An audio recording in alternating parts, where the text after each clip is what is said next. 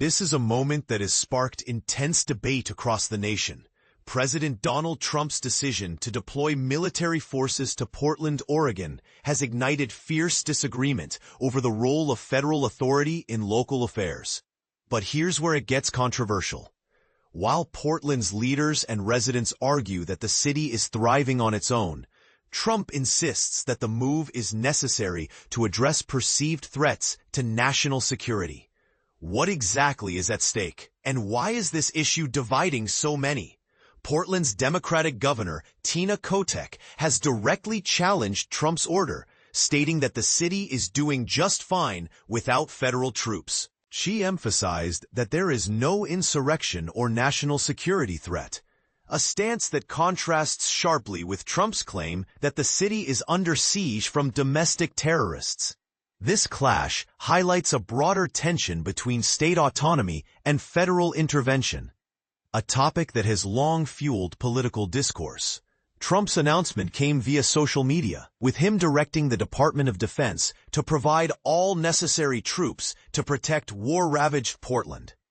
He framed the deployment as a response to attacks on U.S. Immigration and Customs Enforcement ICE facilities, which he accused Antifa and other groups of targeting.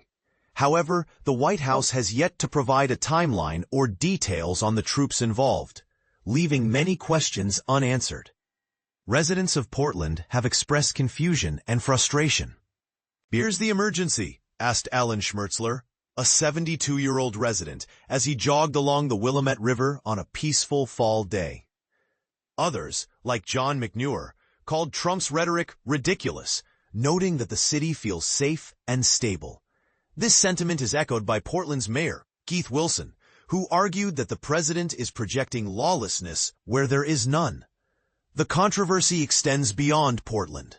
Trump has previously threatened to send National Guard troops to Chicago and is set to deploy around 150 soldiers to Memphis, Tennessee.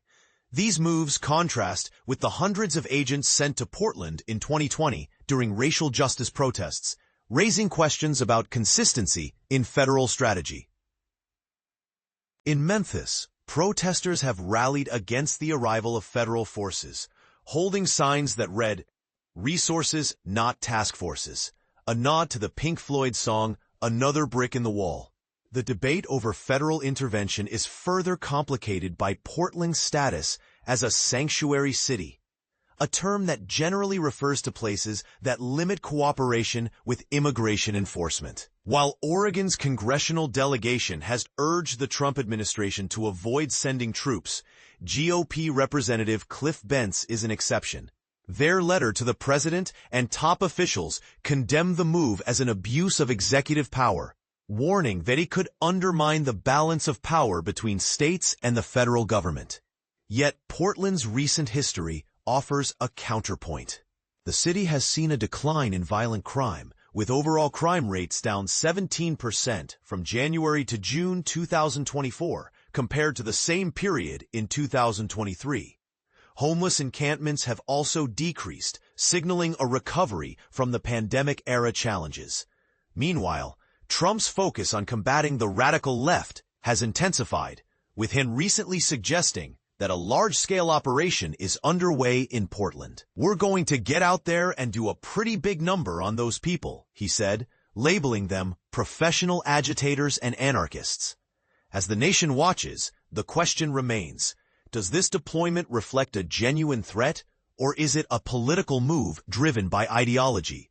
What does this mean for the balance of power between states and the federal government? We invite you to share your thoughts in the comments below. What do you think is the right approach to such situations?